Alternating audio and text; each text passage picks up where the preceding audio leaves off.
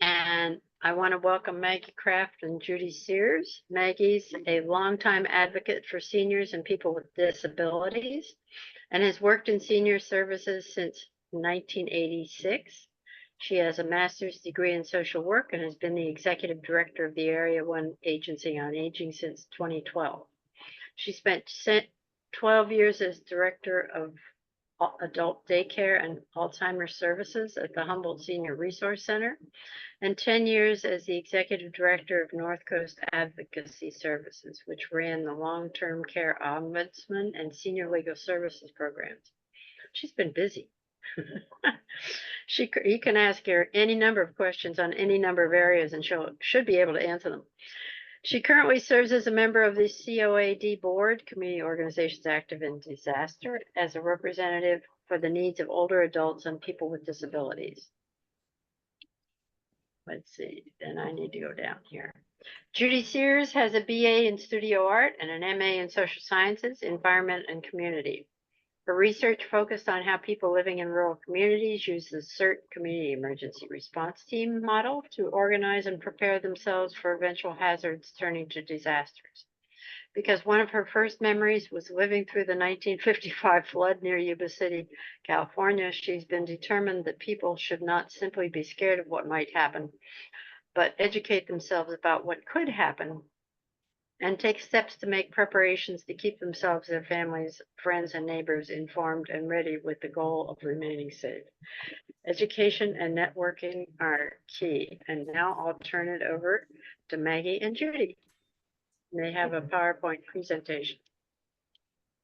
Thank you, and I appreciate all of you being here. I'm just chuckling because my cat Blue is here, but we have fake paper that we don't really need that he is sitting on, and he is staring straight at the presentation. So I guess he wants us to share it with you right this second. So we will do that.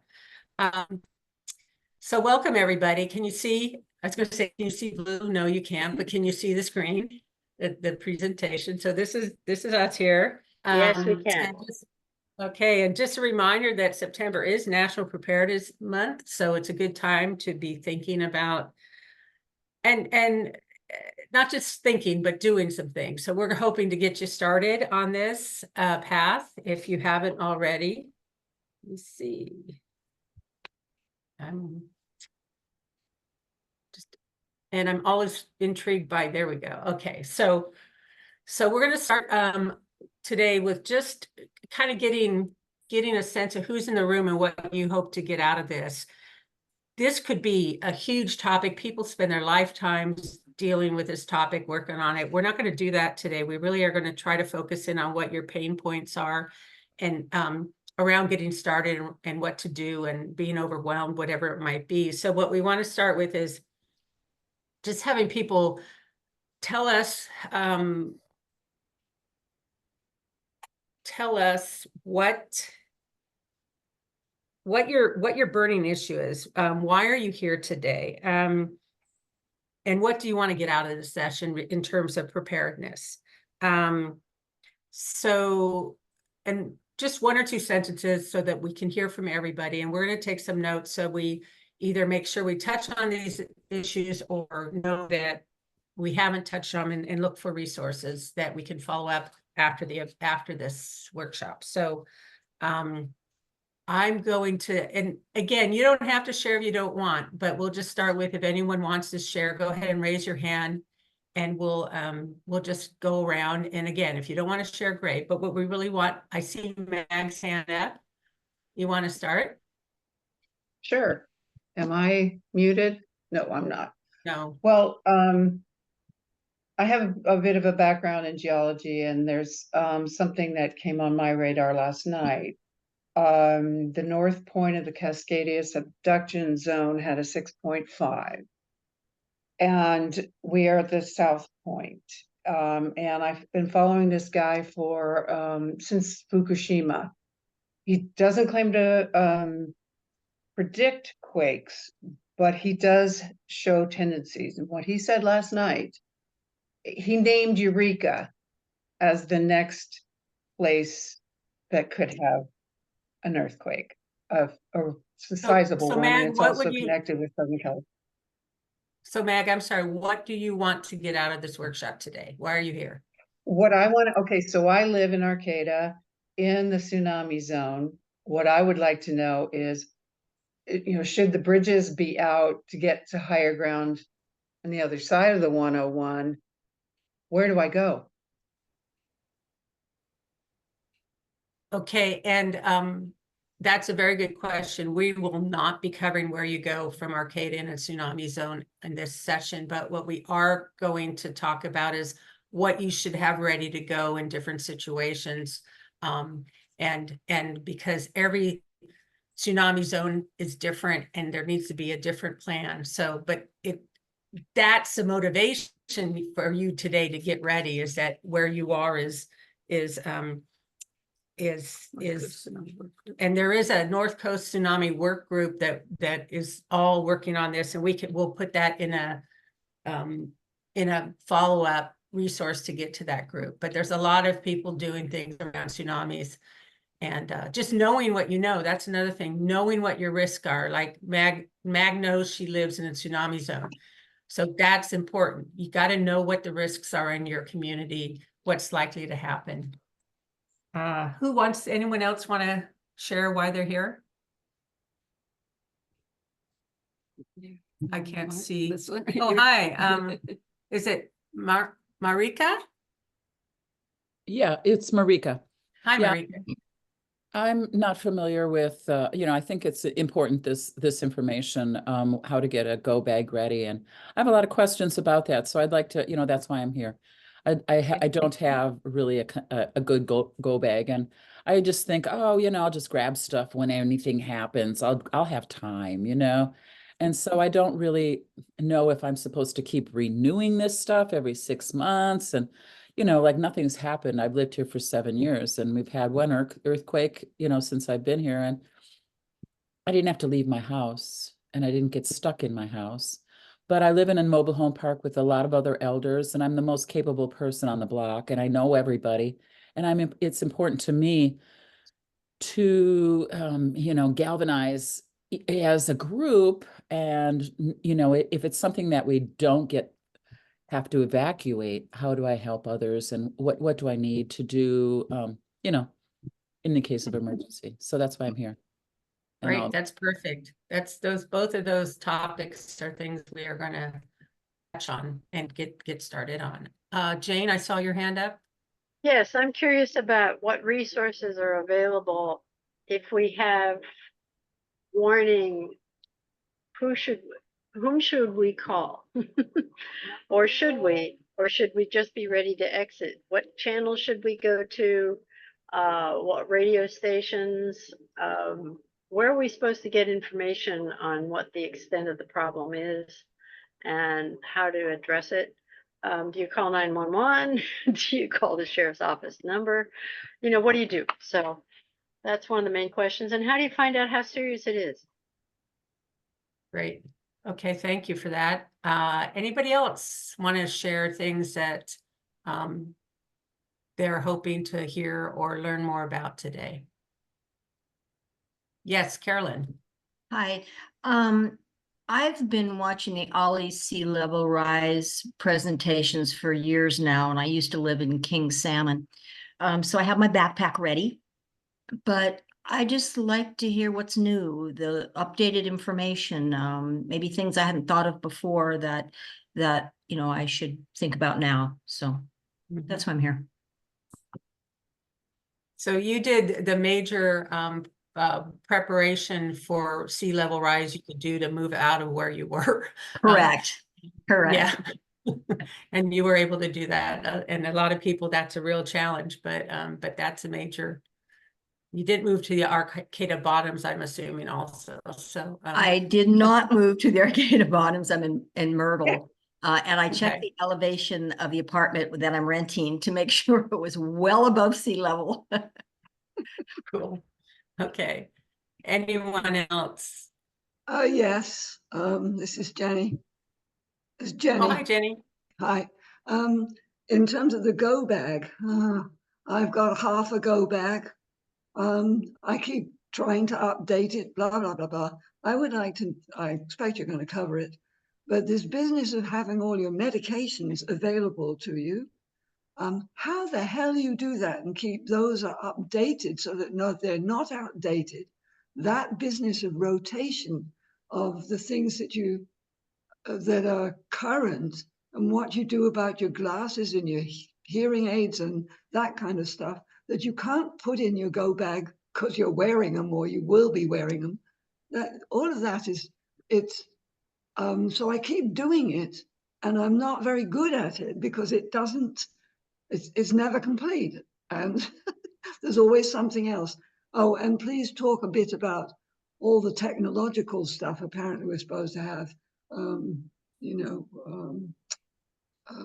Battery chargers and this, that, and the other thing. Thank you.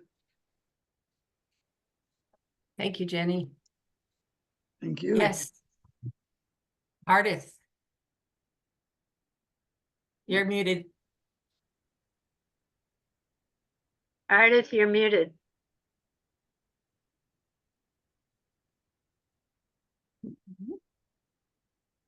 Lower left corner. Okay, sorry, I'm on my phone. I'm not used to being on Zoom on my phone. Can you hear me now? Yes. ma'am. I'm also interested in a shelter-in-place kit. I know the go bag, and so I'm wondering if you're going to cover shelter-in-place kit. Yeah, I think we'll touch on that a little bit because we all don't have to run out of the house. Most of us will actually, depending on the disaster, many of us will be potentially stuck in our house. So yes, thank you. Thank you. Anyone else? The Anyone other with issue is anything where that to go. hasn't been, Where I'm to sorry, go. Where to go? where to go? If you do go, Oh, where to go? options are there of where to go. Okay, Are there more that we can't see down here? there's a few more here. Anything that hasn't been mentioned yet that you're thinking about? If not, that's okay. Things will come up, and we just wanted to kind of get a sense of what people were thinking about. So those of you who didn't mention anything, do the things that people mention, are those things you've also been thinking about? You could just like nod or raise your hand or jump up and down or scream, whatever. Yeah, okay, good, okay, great. So we're looking at what to do with a go bag, or how to maintain a go bag, how to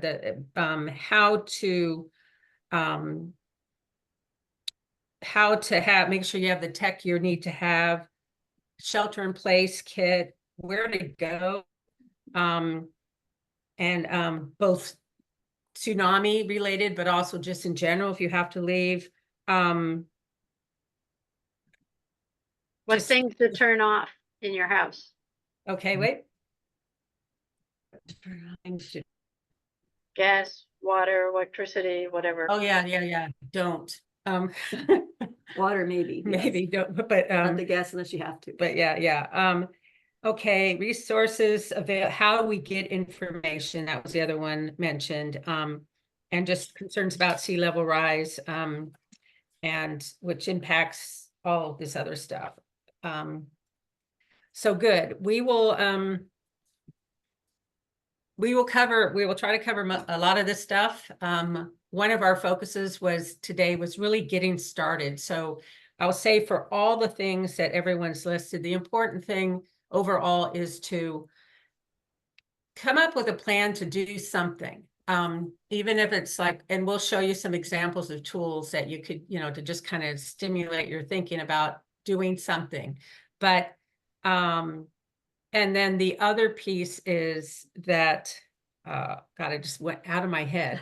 We're not doing it alone. You're not doing it alone, and doing anything is better than doing nothing,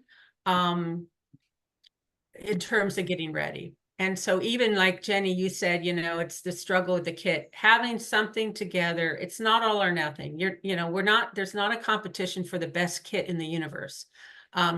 You are basically doing the best you can do with your resources, with your time, with your bandwidth. And if we can help motivate you to just keep on that path and do a little bit more and do a little bit more, then you're going to be better off than people who aren't here today and aren't doing anything. So this is incremental, and it's not an all or nothing game. So please, Judy has tons of information and experience in this realm, and she could easily give you tons of information that might become overwhelming. So what we're trying to do is help you just where you're at, move off that mark a little further along. And it's all different for all of you. So that's why we're trying to figure out how to hit your interests and needs without going from A to Z, because we can't do that in an hour and a half. So why don't we go ahead and I can do this little drill. yeah, you want to do that? Yeah, it's just so that we're kind of out of speculation mode, or, you know, like how feeling really serious about things. I'm going to do a little drill, and I want you to get a pencil and paper, or pen and paper. And I'm going to give you 3 minutes. Everybody got something to write on? You ready? You ready? Give you a few more minutes. While you're getting those things together, please know a great resource is on the Cal Poly website on the geology, under the geology department, is a whole host of information at the North Coast Tsunami Working Group. It's NCTWG. There's more information than I can begin to talk about, but primarily, since somebody asked about it, they have all of the, can't see if you Oh, can sorry, see hold me. Yeah. They have, we're there somewhere. Yeah, don't worry about that. They They- see you through here. Yeah, they have all of these regional tsunami maps.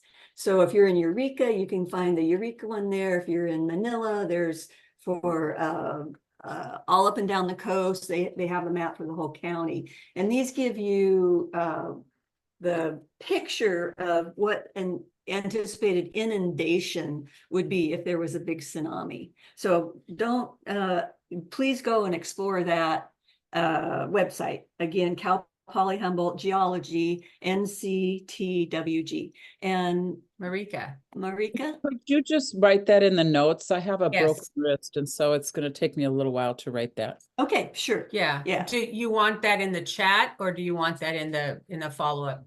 No, in the chat, please. Okay, I'll Okay. do that right now. Okay, I was- so we'll go ahead with this little 3-minute exercise. So They have it in there. I put them up.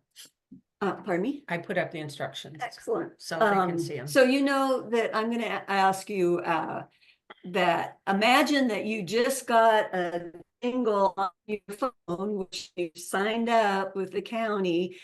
You will be alerted, and the alert is from the sheriff's department. You have 15 minutes to evacuate your home. And I'm going to give you 3 minutes to write down everything you would take with you. Go.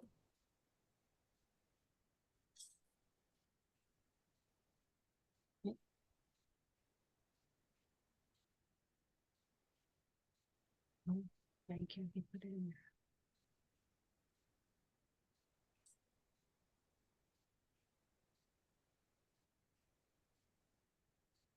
You should do it too.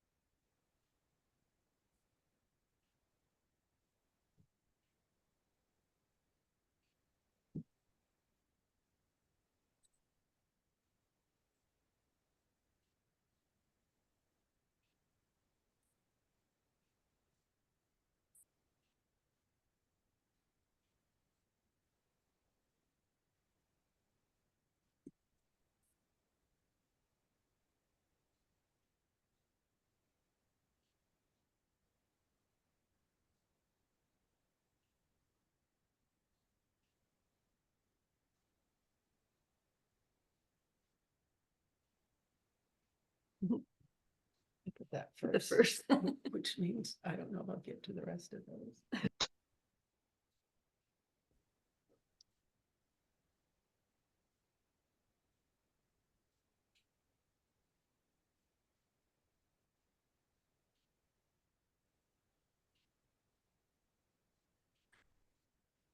You got another minute?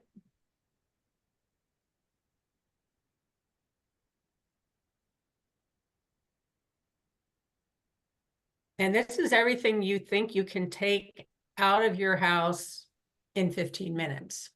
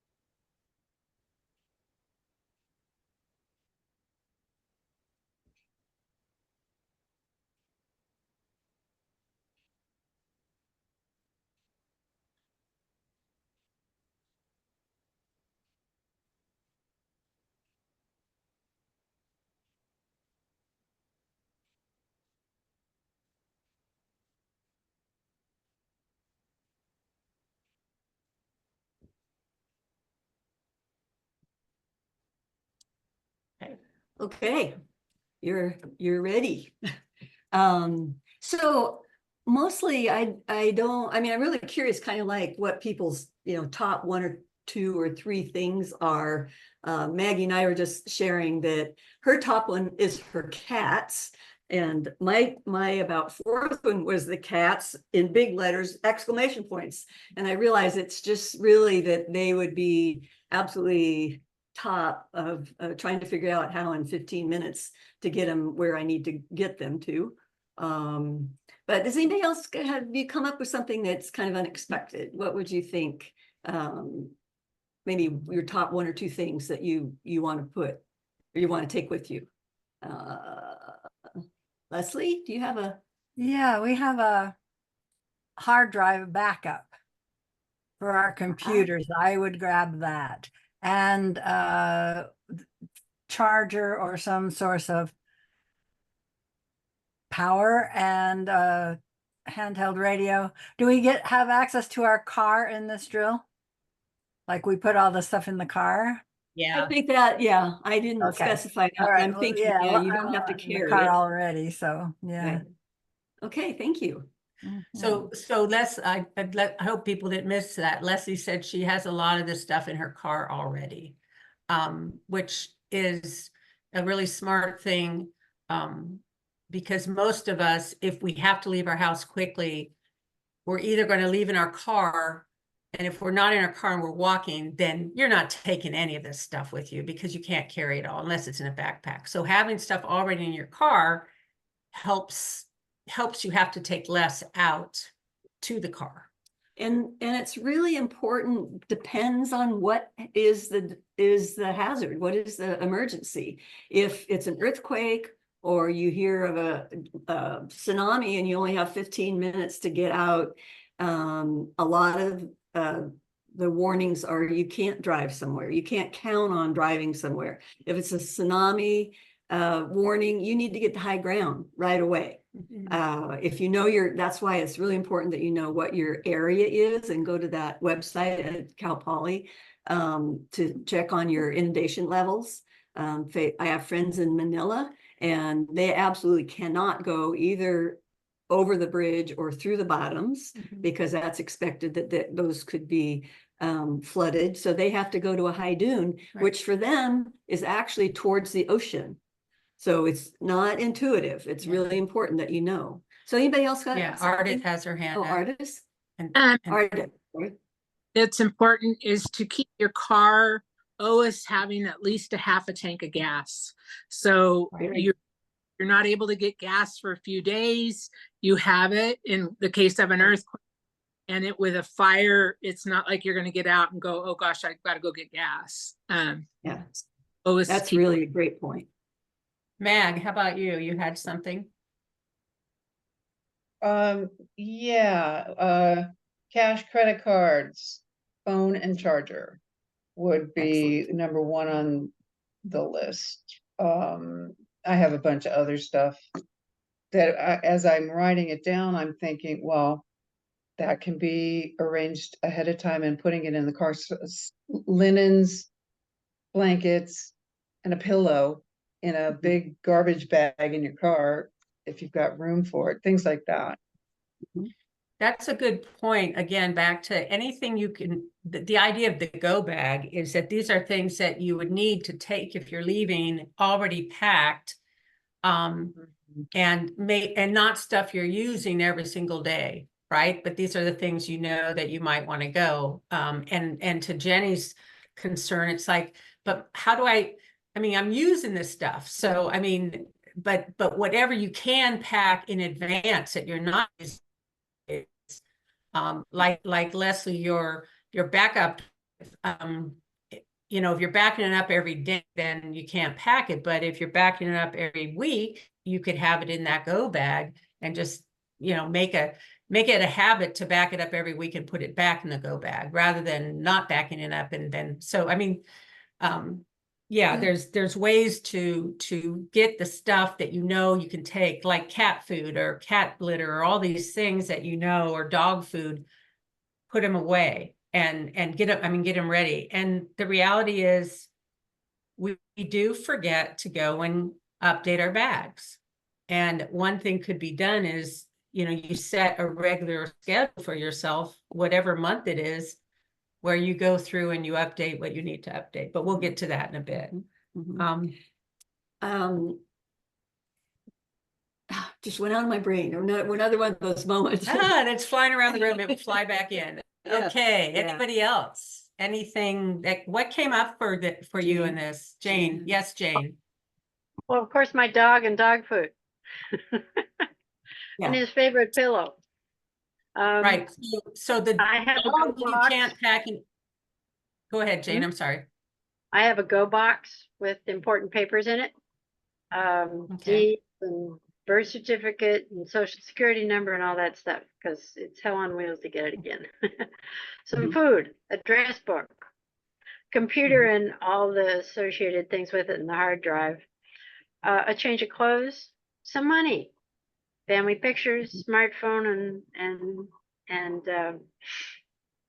purse with other goodies in it, because I carry a lot around, CPAP machine, Eliquis, a cert bag. I have a cert bag.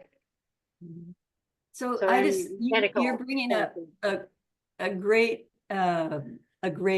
thought. I mean, I think all of us are probably going to run into this, that this little scenario I was just giving you was you have 15 minutes to walk out your door.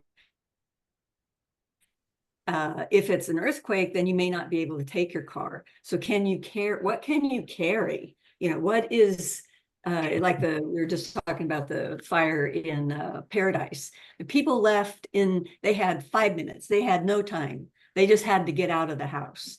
So a lot of us, we need to think about, you know, what are the absolute essentials, and what you've just listed are great things.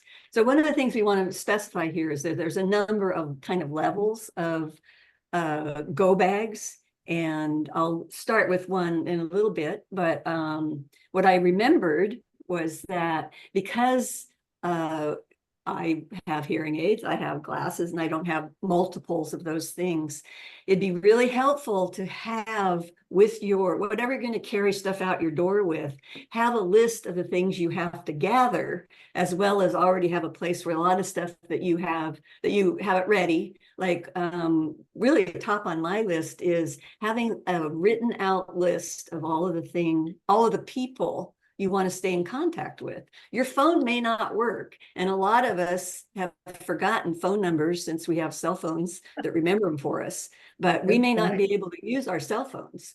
So you want a list of all of the people who are important to you to get in touch with. And then you might also think of all your important documents, numbers like insurance numbers, and who's your agent, and vet, your cat is chipped.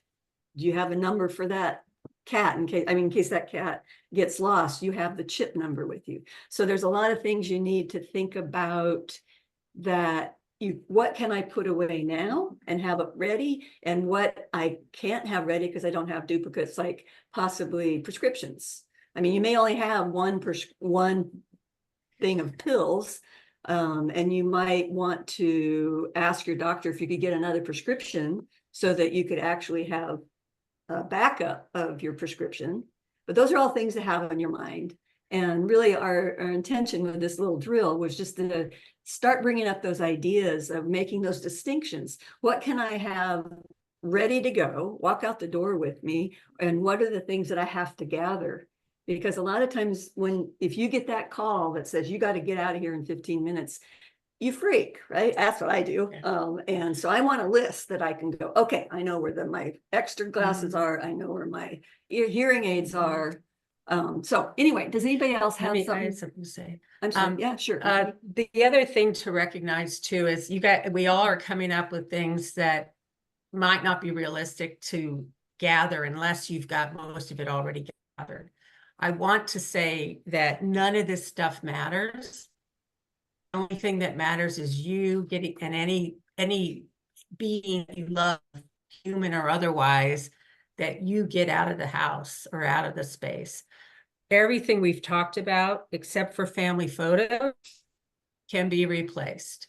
And the other thing I will say that a lot of, I heard hard drives mentioned a few times, and I really would strongly encourage you, and this could be someone else's class to teach, how to put everything up in the cloud, if you haven't done that already, because you're never going to have a hard drive completely updated to the second. And it's another physical thing you're carrying that you don't need. And I'm seeing Amelia nod. So if you don't know how to use Google Drive or OneDrive or Dropbox, for your family photos especially, and as long as you know who your insurance agent is, do you need to carry every single insurance piece of paper with you? No, you go, hey, my house burned down, let's go. So nothing you do should keep you from getting out of the house as fast as you can if you have to. Because I put cats because I know if it's a bad day, it will take me 15 minutes to get both of them out of here. Nothing else is going if that's what happens. And I even have a backup plan in case I can't get them, which is to take the screens off the windows, open the windows, and hope they're smart enough to jump out, and I'll find them later. So, yeah, just keep it perspective. Yes, is that Nisha? What? You're muted. Go ahead. Oh, you're muted. You're muted. How about that? That's that great. Oh, Yeah. okay. All right. I put my pillow first too. I thought that was interesting. But then as I got to writing, I remember I used to do a lot of protests. And if you knew you were going to get arrested, you wore a down jacket and put a pillowcase in the pocket. And they wouldn't take the pillowcase away from you, and you always had a pillow. Nice. So Brilliant. there's the thought. Easier to keep in the car, perhaps. And let's see, weather shoes and the toiletries and the rest of it, and my hearing aid chargers, of course. But other than that, pretty much the same thing everybody would take. Anybody else have any tricks from protest days? I have something to suggest. Who's speaking now? Is that you, Summer? And my name's Summer. Yeah. Hi, go ahead. Hi. We actually have had to evacuate several times. I'm originally from Santa Barbara, and my sister's house burned down in 2009. And in 2008 and 2009, my husband and I moved back down to Santa Barbara while he was in graduate school at UCSB. And so we had our cat and our 2 dogs, but in both those years, we had fires that nearly burned our house down, and we had to evacuate with flames going over our driveway. So it was pretty scary, but yeah, definitely the animals were the first thing. But one of the things that we learned is, so we definitely have to-go bags ready, but you also, if you're going to have money, to have small bills. So we keep about $500 in our to-go box, but it's all in 1s and 5s and maybe 10s at the most, because if banks are closed and things like that, if you have a couple $100 bills, that's not going to do you any good when you can't make change, because there's no change to be made, right? So we always just try to have money, but it's all in small bills, so that you could use that for whatever you would need. That's terrific. And I do that all the time, but then somehow I rate it. So I always have to refill it. But yeah, the $100 bills will not get you very far if there's no power anywhere. And you'll need money to bargain and maybe do some things with. I saw anybody who hasn't said anything yet. Amelia, go ahead, Amelia. May I ask a question? You mentioned writing down important numbers, and I've been reading different places that you might not be able to call California numbers if there's a major quake. Sure. Is that like we should designate a contact in a different state and everyone call that person? Is that true? That is something that is very likely, they say, and having somebody in a different area, because what people immediately do when this happens is if you have your phone or a text, or everyone gets on and says, did you feel it? Did you feel it? And we also clog up the lines. We need to have somebody who is not impacted by the event be the place everyone checks in, because you're busy being affected by the event and you don't want to be the person that's gathering all that kind of information. So having somebody in your circle, but outside the date, the crisis zone. And then sometimes phones won't work, but you can text. But either way, you might be able to open your phone and see the phone number, but you're not going to be able to maybe use that phone, but it could still serve as a phone book for you. But it's always good to have redundancies. What if your phone is dead? Is dead when this happens and you can't even turn it on and pull anything out.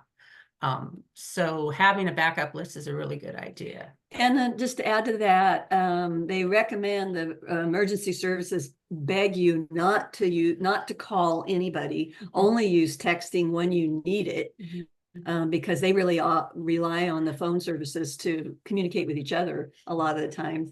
And regarding the person out of the area, you want somebody that would be out of the Cascadia zone area, or the coastal zone of the San Andreas Fault goes inland, but maybe have somebody, if you have an auntie in Nevada. So then you want to tell, if you have kids, they want to know how you're doing. Tell them you're going to call Aunt Sarah in Reno, and you call Aunt Sarah and she'll tell you how we are. And that's how we'll keep contact with each other. That's a really good point. That's exactly what we did. My dad's sister lives in Iowa, and so she's our contact for my entire family. We're all here now locally. My parents moved from Santa Barbara, and so did my sister. But yeah, it's my aunt out of, in a completely different state, and that is who we will reach out to, and she knows she's the hub. Yeah, that's perfect. Yeah. It depends on the size. She's talking massive earthquake where the whole West Coast is, boom, but there's smaller disasters, that happen. But that the phone, like if your house burns down, the phones will probably all be fine, because that's very localized. Yes, Ardith. Another thing that's good to have is a battery or crank charge radio. So you could cell phone into it, hand crank it to power it, or have light or a radio. There we go. Right. And these are the thing about cranking is you want to keep this powered. You want to have a backup battery to power it, because cranking, you're not going to get, it's going to be a lot of work for how much you get, but it will be enough cranking it to get the radio, so you can get local radio information. You won't be cranking it. Flashlight, not much to speak. Yeah, you won't be cranking it in order to just listen to music, to hang out, but it will, the crank will get you hopefully the basic information. the other thing, do you want to talk about resources available? Or we'll go to the go bag. Let's do that. Okay. So great ideas, and I'm sure all of you, hopefully this helps you just kind of get your head wrapped around this, that there's all kinds of instances that you could want information. And even though I've studied preparedness, and since I was 5, it's freaked me out, but I tend to go, oh, I know what I need to have, and I have a little bit here and a little bit there. And so finally, after the earthquake that really, what was it, that hit Riedel most hard. 2022. Yeah, in December, I thought, okay, place to start. You're in bed. So we're just going to do a scenario. You're in bed and you're awakened by an earthquake. So what do we do? I've been trained in all kinds of ways, and I jumped out of bed. Bad idea. So what would you do? What should you do? Stay in bed. Absolutely. And hopefully before then, you've already prepared. You've made sure nothing's over your head that could fall on you, like a picture or things on a shelf, and what I thought is, okay, what would be a really good idea is just to have a simple bag. This happens to be the bag I made, which is it's just a t-shirt made into a bag. But any kind of bag will do. And there's a real basic, I call this the bedside go bag. And there's just a real basic list of things that I put together to put in this bedside go bag in case of an earthquake. So, but it's real basic. You're going to have inside, you're going to have shoes and socks.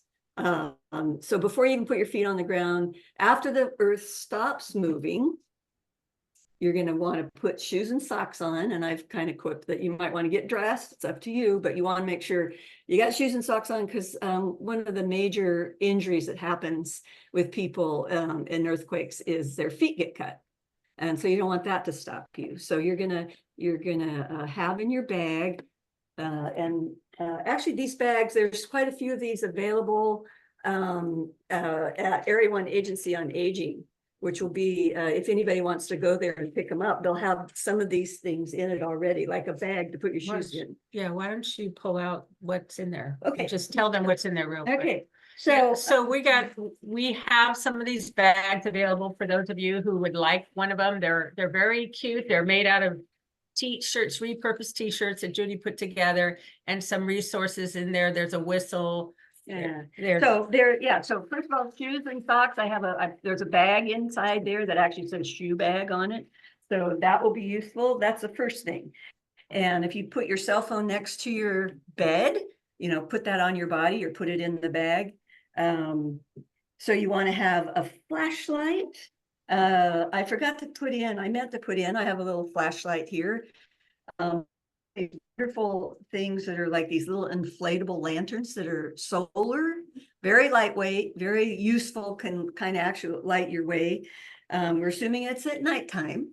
And then it's real important to have a whistle of some sort. This is not the highest recommended one, because it has a little thing that floats around inside that seems to have gone missing. So that's not the best kind of whistle to have, but you want a whistle in case when you go, when you're looking in your house and a bookcase falls on you, the whistle could help you alert people to where you are. So it may sound silly, but make sure you have a whistle.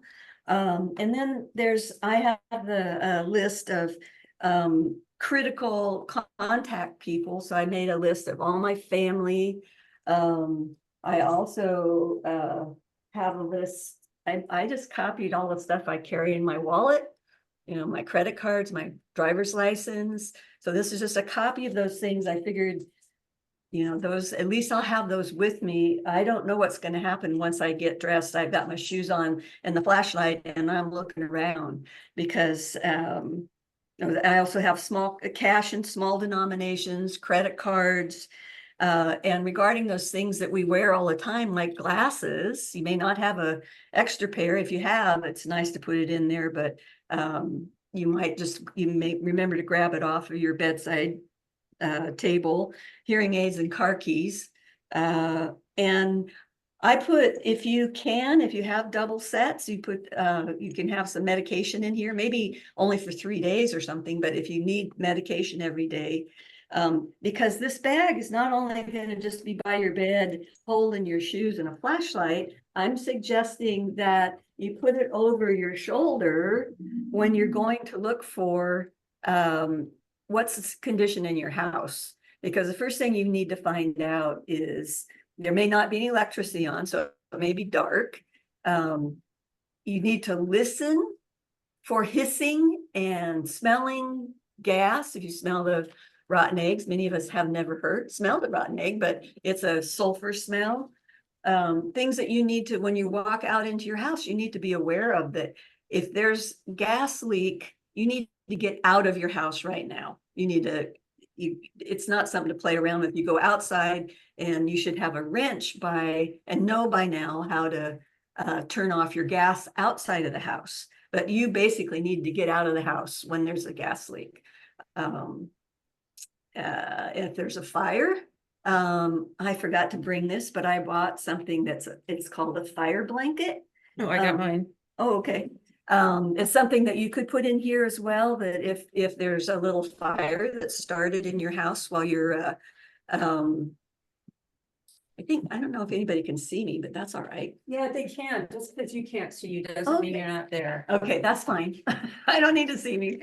Yeah, a fire blanket is a real helpful thing. It's lighter than a fire extinguisher. It's something you can have in this bag. And you just open it up and you throw it over a fire. So I don't know how a fire might start, but if there was a kitchen fire. Yeah, this would be for a kitchen fire, not necessarily waking up in the middle of the night for an earthquake, but it's another useful thing that you could put in this bag. And I suggested you could also put in an N95 mask, some gloves. It's recommended leather gloves if possible. And it goes so far as a bicycle helmet or a hard hat would be really helpful, because if you're walking around in your house, you may not have anything over your bed that would fall on you, but you might walk out into the living room and, something might fall off of the shelf if there's aftershocks. So what you're really trying to do, this is just the beginning. This is bare bones. What I want, if I have to leave the house, have the minimum stuff. And we're all getting older. Everybody's getting older. We're just different ages. But this is something you can carry, and that's how you decide how much you can put in here, because we have ideas of things we want to take with us, but this is like urgent. We're right now something's happening. And the other thing though, that you probably know, there's some crossover in what she's putting in this bag and what you would keep in your preordained go bag. So if this one is really to literally get you started and walking safely through your home, but some of the stuff she mentioned, you may already have in that other bag that is the real go bag. So because this makes, you may not have, you could do both, but you may not need to have all those things in both bags. And this is what we were thinking about having this just hour-and-a-half brown bag, that I think many of us feel overwhelmed, like, where the heck do I start?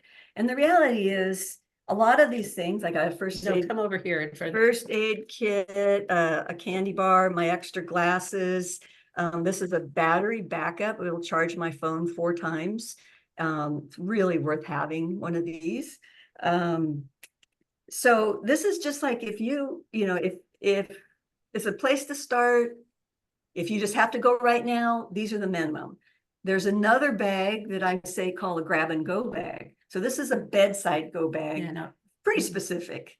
Grab and go bag, have by your front door. And then a lot of the other things we think about, you've got 15 minutes. Some people even put a plastic, the garbage cans that have wheels and a plastic lid. You can store bedding and change your clothes, and it just depends on how much you can put together. We can't always have everything in duplicate. So this was just a place that I could start. I could wrap my head around it, that I would just have basics. So again, it's easy to get big on this, and the important thing is to just keep, not try. Oh, here comes the kitty cat. No, not be good, or I won't take you with me. Not try to do all of these things, but think about where can you enter in. And so, And what can you carry? what can you carry? Because if it's a go bag, and we do want to, I want to kind of move on here, because Let me just make one more point, and that is that the North Coast, this one, living in shaky ground. This is in all of the bags that are at every one Agency on Aging, and it should be available in many, many places around town. This is the newest edition. It just came out a few months ago. They've made it less, and so much of your questions can be answered just in this one publication. Right. So just another really great place to start. All right. So we, what I want us to do is make sure we're going to get to that. I'm looking at the list. So in terms of the tech, we've talked a little bit about some of the tech. I think the best tech you can do is put stuff in the cloud, so you're not carrying all these things around. But having a backup battery charger is good tech to have, because that way, and remember, if you have your car with you, then make sure you have a battery charger matching. Sorry for the cat butt. Keep moving. Oh, buddy. Don't try. He might get snappy. He's like, this is my workspace.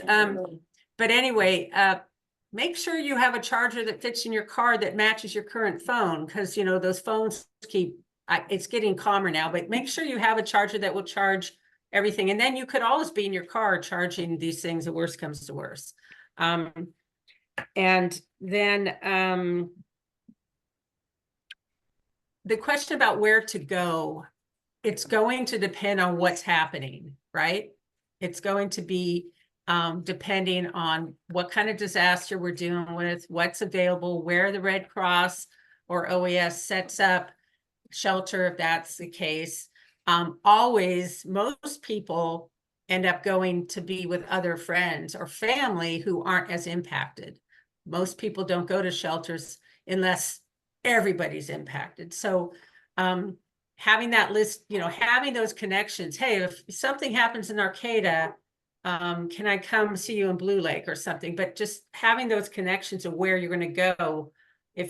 But the shelters, we won't know until they set them up. And then that's when you need to have your radio, that you can hear where those are, and listening to the local stations. I know KHUM is a good station because they put local people out there.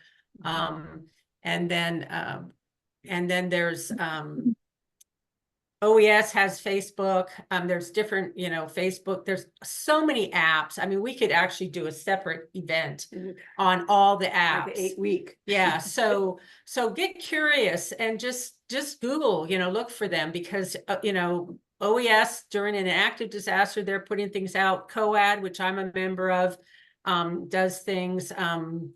Paying It Forward, Humboldt, they put out. So it really depends on what's going on there. The main thing you're trying to do, though, is you're trying to be prepared enough that you're not a person that's going to have to be rescued, or a person who doesn't have any resources with you, because what the law enforcement, everyone will be focused on the most critical situations. Don't call 911 to tell them you're okay. Don't call 911 if you're really okay, but you're scared. I mean, it's like, expect, if you're not leaving the house, expect that they're not coming to help you anytime soon. And that will get a little bit into staying, what you do when you stay. But the purpose of your being prepared is so you feel safer and you are safer.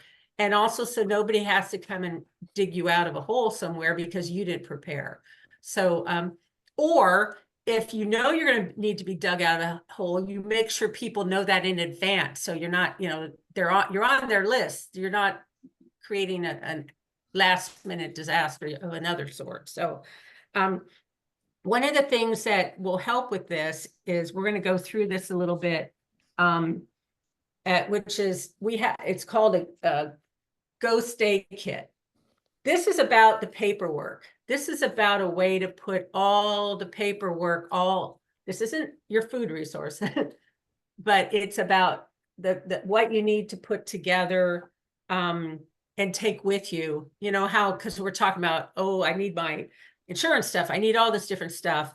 And if you have it on a flash drive, that's great. But what if you don't have any place to put that? So this is just another way to have it easily accessible and updatable physically to take in one place. So I'm going to, let's do this.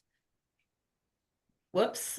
So what we're going to do is we're going to show you a quick little video about this thing. And I'm going to stop share screen. Family and friends. Stop. Community. Stop. Gotta share. Okay. All right. Our pets. Loved ones are what counts in life. In the case of an emergency, do you have an evacuation plan and an emergency preparedness kit? Emergency preparedness kit. Natural disasters or man-made disasters can strike at any moment. Medical information, emergency phone numbers, important paperwork and photos may be critical in the hours that follow. Whether you are able to stay or need to evacuate, an emergency kit will assist you and others in a time of crisis. The Go Stay Kit for our home and one to take with us. It's a smart move. We hope you never need this kit, but when every moment counts, being prepared can make the difference in your survival. The Go Stay Kit is now available throughout the country. Go to the gostaykit.org website for more information. Be prepared.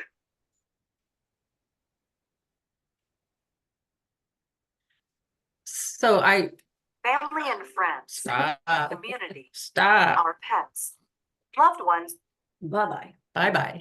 So I like that video just because the guy's such a doof. Oh, I need this. Pretty boy. But it's a tool. They're again, we don't want you to get stuck on the tool. This is a tool. Costs like $dollars. I have some at the office, but and it's just a tool that does something. If you have other resources or tools, do it. The main thing is you just get the same information written down. And the thing too that this does is it gives you a place. There's information in here in terms of, where did it go? The kind of information you would need to put together to take to a shelter if you ended up going to a shelter. And it also gives you a little bit of information about the important things to put in your stay kit, and your go kit. So it does have some of the information we're going over and stuff, but again, this information is everywhere. So all of you I know have done some work around this. You're interested in this. That's why you're here. And we want to continue to encourage you to do that. And talk maybe about just preparing in a year. Can we do that? I just wanted to say something I forgot to say earlier, and it's apple in this part, is that also when you are in your house, whether you wake up in the middle of the night or any time of the day, right here. if you're if you need help, Camera's right here. this is nice to give you that. If not, you can just put okay, and that's going to save first responders a lot of time to not have to come and knock on your door and find out how you are. And also, it's really helpful if you are okay to put on a sticky note or something that says, where have you gone? Because if you're not at home, people are going to go, well, where is she? Where did they go? So those are pieces of information. And when you said you have these at your I have A1, some that I can sell. I have about 12. And you can also order them directly from the maker, who's a group in Oregon. and there's similar things you can get for free. You don't have to buy something. This is just a really nice, concise, put together thing that could be helpful. But just remember that if you leave the house, there may be people looking for you. So let's make it easy for them. Great. So could we, I want to make sure, because to just go, I want to do this real quick before. Sure.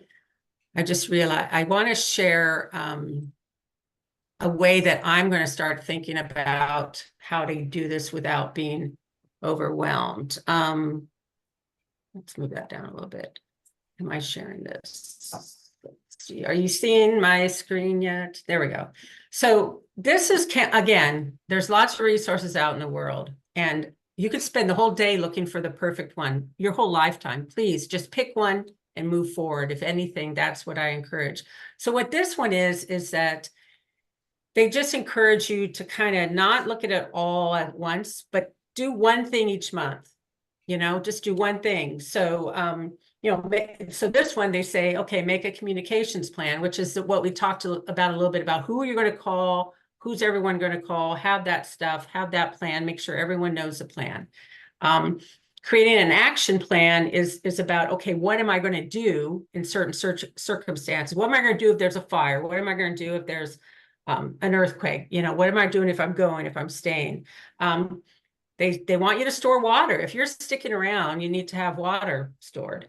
And so you see, they go through different things. And I've seen this 12-month thing using different categories in this. The point is, any category is a good category. And this we found on this website. Let me move this up. Oops.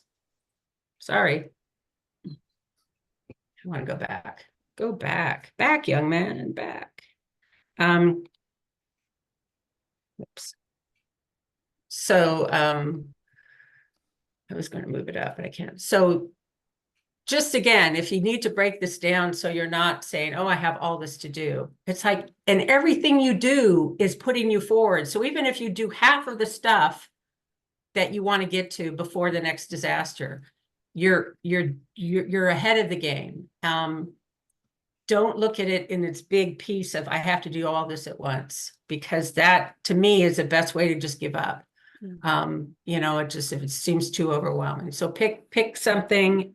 And what we're going to do now is Judy's going to talk about the neighborhood. And one of you brought up the question, I've got my go bag. I have some questions about it, but I want to make sure my neighborhood, is ready. And I know what's there. And that's really smart, because in a time of disaster, your neighborhood is where you're going to get your support and assistance. If you don't know your neighbors, you'll be by yourself, because maybe no one can get to you, or even if they could get to you, they're busy getting to somebody else. So thinking about where you live, your neighbors, who's around you, and what you can do. And Judy's got a great tool and a great way to start on that. So she's going to talk about that now. What do you need? Oh, I thought she was raising her hand, but it was her little cursor. Oh, it's my cursor. Okay. So Judy's going to do this. And do we have a slide for this? No. Yeah. Okay. Yeah, we do. Actually, Okay, there should be a slide there. Oops. I think. Well, there's just this slide. Neighborhood organizing. This is what the slide is. Is that what you want me to share? That's this one. Okay. It's after. No, I got it. It's right there. I'll just share it. So this is a little slide. Oh, okay. Okay.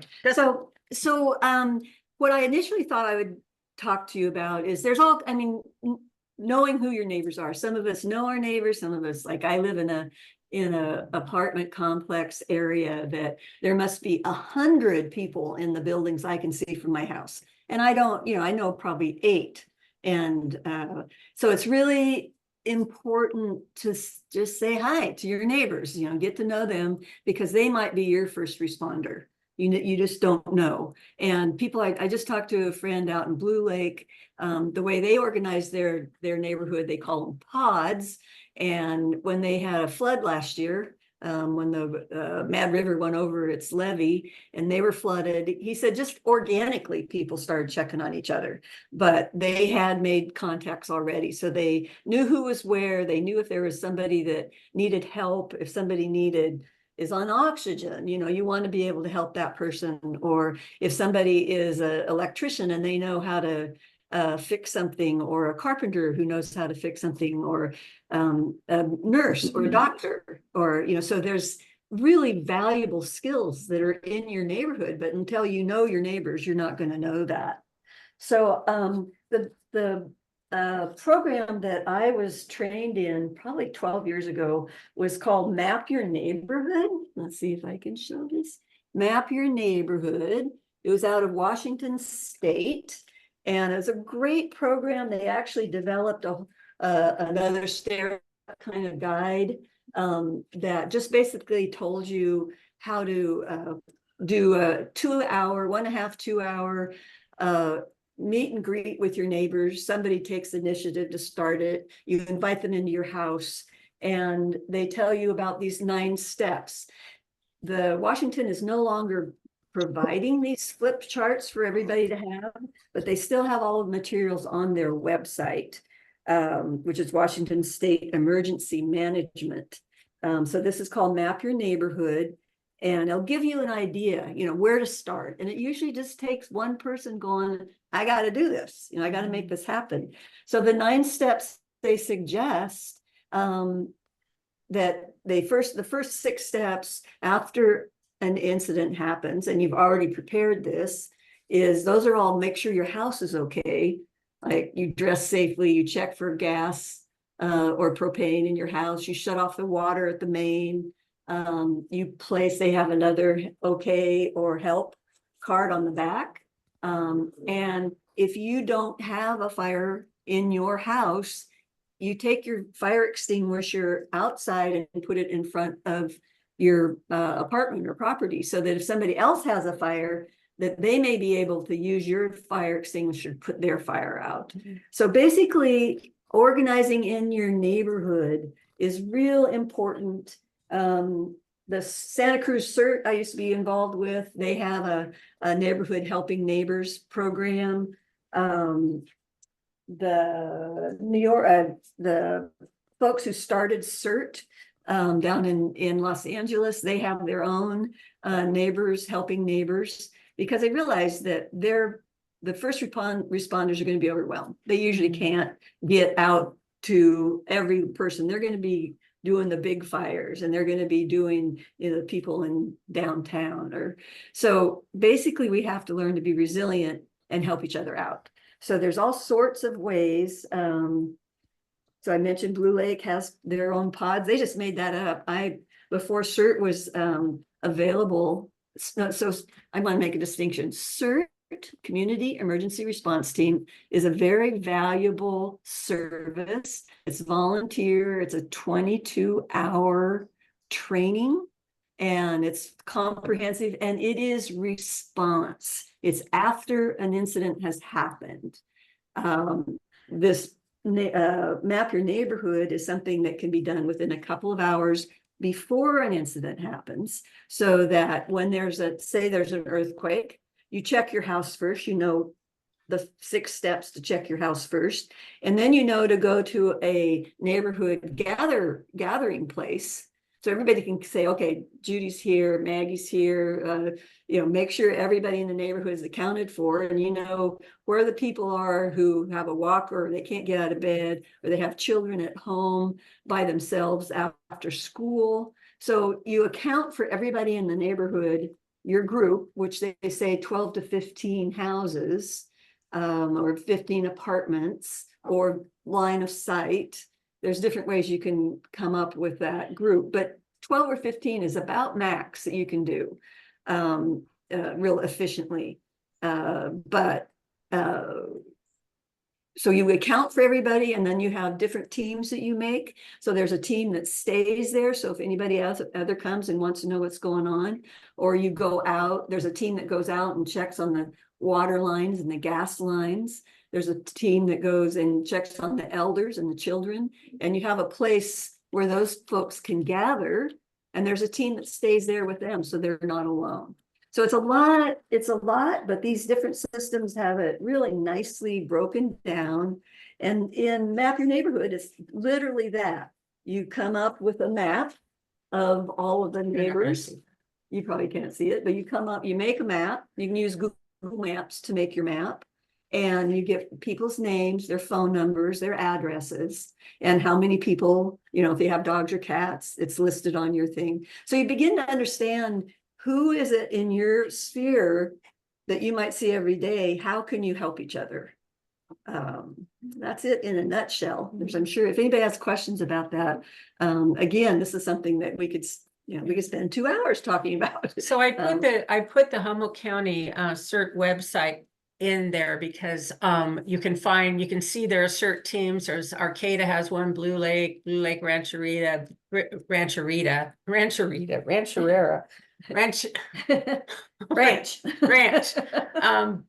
Boy, Bridgeville, Ferndale, Fortuna, Hoopa, Humboldt Bay, Humboldt State, Humboldt County. There's one that's unincorporated, McKinleyville, Shelter Cove. So, so they are around, but that's their resource page. They have information about the trainings. They also have a disaster prep page. Then they have, you know, there's a lot of people involved. This has really grown since I finished school 2012. And since then, the certs have really grown. Like there's one at Humboldt, which right now is not being tended by anybody in particular, but they're very helpful because you learn how to interface with first responders. I mean, you essentially will be a first responder, but you'll be able to know what to do so you can hand off efficiently. You can tell the fire department there's a fire here, or there's somebody caught under a bookcase, or you know, we can't get into this house. So you are a really good bridge. So either as a CERT or as a neighborhood ready, you begin to understand what those people, how can you make, because they talk about the golden hour after a disaster, and it's something to keep in your mind, that a lot of people, if they're injured, if people can be helped in the first hour, often that's life-saving. So again, we've been trying to make the distinction between preparedness, which is getting the training, organizing your neighborhood, and then you're better able to respond. So the reason I'm sharing the website is because I do think this is a really good local resource that pulls a lot of, they pull regional, they also pull some Humboldt stuff together. The amateur radio people are is another resource for information. I mean, the ham radio operators can operate when the systems have gone down. So there's different resources here. The tsunami app, access to living on ground, and the tsunami work group that was mentioned earlier. So, and the other thing there are a couple of things I wanted to highlight in terms of our healthcare issues or power issues, that PG&E does have programs. If you're not already on them, they do have a program to be on their list if you have a CPAP or you have some equipment, medical equipment that you need to have running. And Tri-County Independent Living works with PG&E to get batteries and different things to people who might need them. So if you haven't heard of Tri-County Independent Living, I'm going to put them in the chat as well, or I'm going to pull up their website so you can. We work closely with them in our Aging and Disability Resource Connection work. And they have, I have a slow internet. But I'm looking, they have their, they used to have their disaster section. But anyway, they might be under assistive technology. And I'm sorry, I'm scrolling quickly, but I want to find this for you. So while she's looking, I Yeah, just want go to for it. say, as we expected, it's a huge area.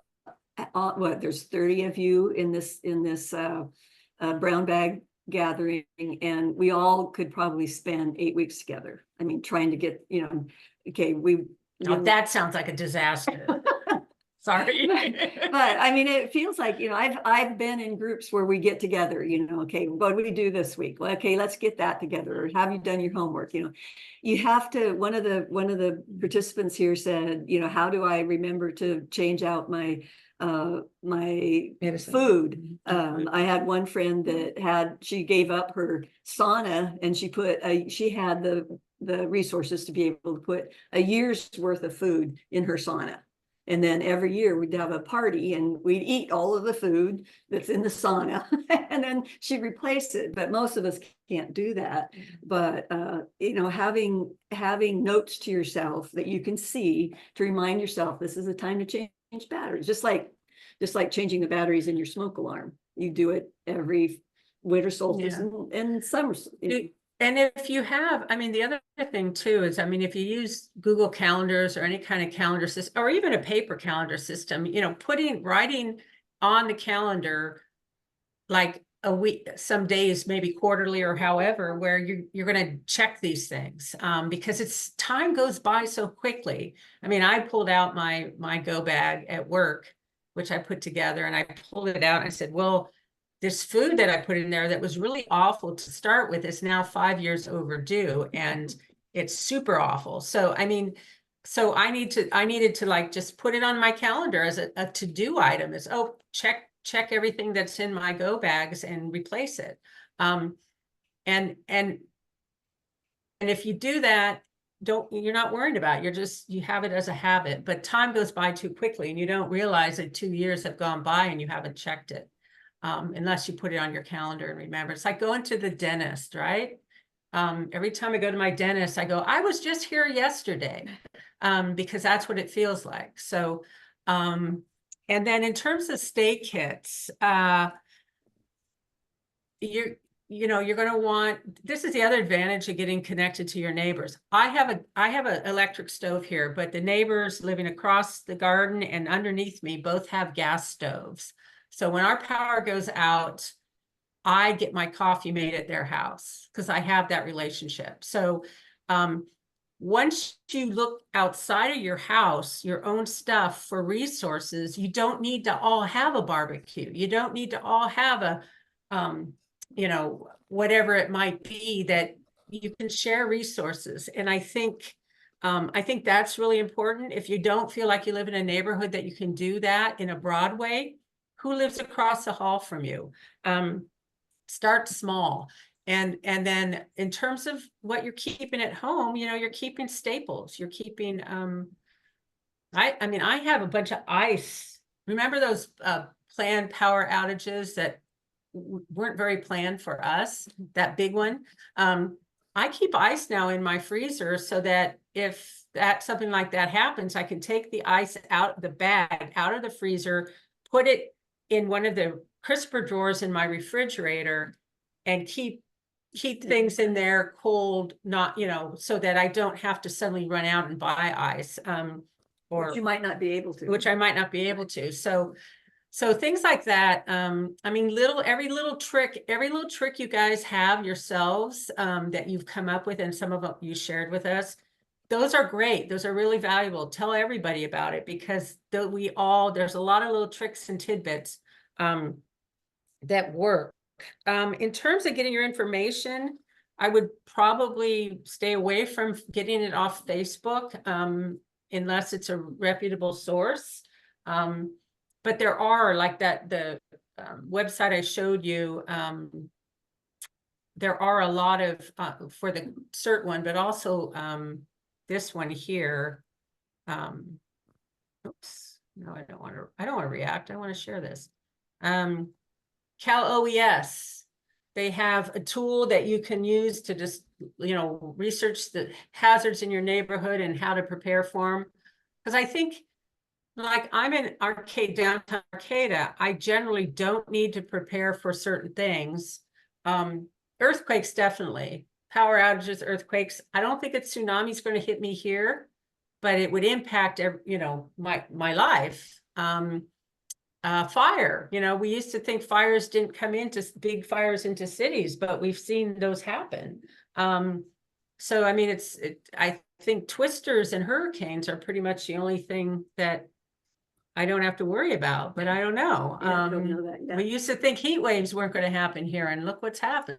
So I have a question, Mhm. Maggie, that we haven't planned to do any more trainings or Right. organize things, but it's quite possible a number of you folks might say, hey, well, wouldn't this be more fun to do as a group? Or isn't there more, there are many questions that you folks had that we haven't been able to answer.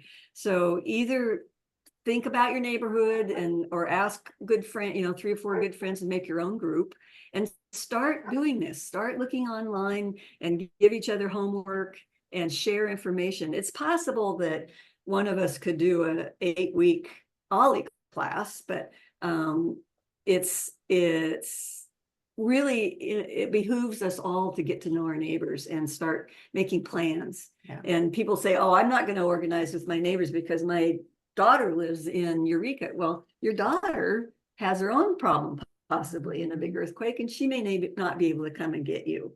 So we just need to reach out to our neighbors and just start chipping away. That's why I started with a bedside go bag. I could do that. Yeah, I mean, count how many bridges there are between where you live and where your closest helper is, because our bridges may not stand in a serious earthquake. And there's more, when you start counting bridges, I drove an engineer down to Ukiah one day, and it was quite the experience because he knew a lot about the bridges we were driving on. And there are a lot of bridges between here and Ukiah that you don't think about. And talking about the last time they were all upgraded, I was freaked out by the time I got there. So, be thinking about the hazards, looking around your neighborhood, what could fall, what could break, what could, and what's your backup plan? And I'm wondering if at this point, we're almost out of time, but is there anything that's come to your mind that you want to share or that, we have just a little bit of time. Yes, Jenny. Well, sorry to be me again, but I've just noticed that one of the things I don't think we've talked much about is the fact that all of this lovely stuff is fine, except that 50% of my time I'm not here.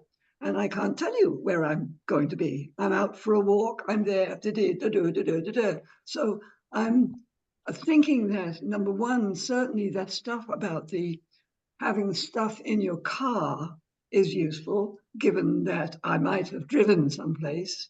And otherwise, well, you do the best you can. I mean, but we're not in control of so much stuff. All of what we're talking about is incredibly important.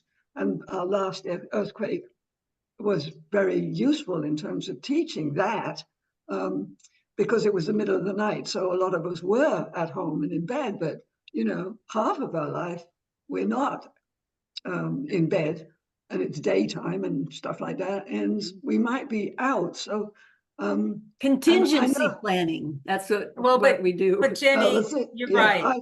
I always carry my my basic contact information, my emergency contact information in my tiny little purse. That's what goes with me wherever I go.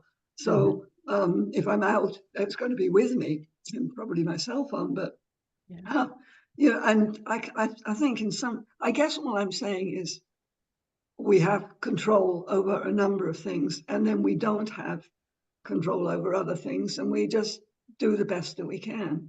I agree. And I think that's good to kind of wrap up on, because the reality is you're never going to get it perfect all the time. You'll be ready for an earthquake, but then your house burns down. I mean, it's like, it's just, but what you just said is really valuable, because I often leave the house and I go for a walk and I don't bring my phone because I don't want my phone when I'm there. But what if I need my phone on my walk? And what if I need my ID? You know, what if I get hit by a car? So, I mean, that's a real valuable. We just always have to not be thinking huge disasters, even smaller things can happen. And having, you know, do you all have in your wallet the information about whether you want to be resuscitated or not? Do you have your durable power of attorney for healthcare information? Whole other topic. But do you have your emergency contacts in your wallet? So if something happens to you, you know, they know who to call. So these are things, we could spend our whole life thinking and worrying about it. I just encourage all of you to you can even put up a dartboard of all the things you have to do. Throw a dart, do that thing that day and say, I'm a winner, I did it. And then throw a dart the next time. And it could become a dart drinking game, disaster dart drinking game anyway. But just know that whatever you do, every small thing you do to prepare makes a difference. And don't let the fact that, like Jenny's saying, there's so much out there, don't let that dissuade you from doing what you can. I want to add that you can take CERT training. It's done at least once or twice a year. I took it. It's extremely valuable. And you'll end up with your CERT emergency bag, which is also very helpful. But I want to thank everyone for coming. You've been great. And we did this with Linda Nealis with her to-go bag, which was the most amazing bag I'd ever seen. More stuff than I'd ever seen put in a knapsack. She kept taking things out of it. This was years ago in person when we could still do things in person. But I want to thank our presenters, and you know you can contact them for further information. You can contact Maggie at A1AA, and Judy, I don't know how we get hold of you. You're going to have to make that available if you wish to. But meantime, next Monday, we're going to have a talk by Kathy Lee called It Can Happen Here. And that's about the November 2024 election will decide if the United States remains a representative democracy for all of its people. What most people thought were hard and fast principles and rules for political conduct have been shown to be mere norms and expectations easily broken. She didn't put that. That's my addition. Added to a complacent Congress and an enabling Supreme Court, the powers of the executive have been expanded beyond that which were already considerable. This presentation will explore these issues as well as what can be done to push back against these trends. It will be rather politically timely, but very interesting. She gives fabulous presentations, and this was also one. So thank you so much, Maggie and Judy. You're welcome. I'm really glad you didn't read that before we started, because that's a disaster we had no intention of preparing you for. So go vote. Go vote. That's all you can do. Go vote. Go make sure you're registered and talk to your neighbors and get them to vote. Yes. Yeah. Oh my gosh. So thanks so much for joining us at the first of the OLLI Brown Bag lunches for the talks for the semester. And we'll look forward to seeing you. We go all the way, I think, to December 9th. So we got lots coming up. You should be getting. Oh, I'm sorry. Let us know if you want one of those, one of the neat bags that Judy made from our office. We'll have them. I'm not there today. Don't come today, but you can drop by our office at 333 J Street. And just ask for me. If I'm there, I'll get it for you. If I'm not, I'll make sure they're available.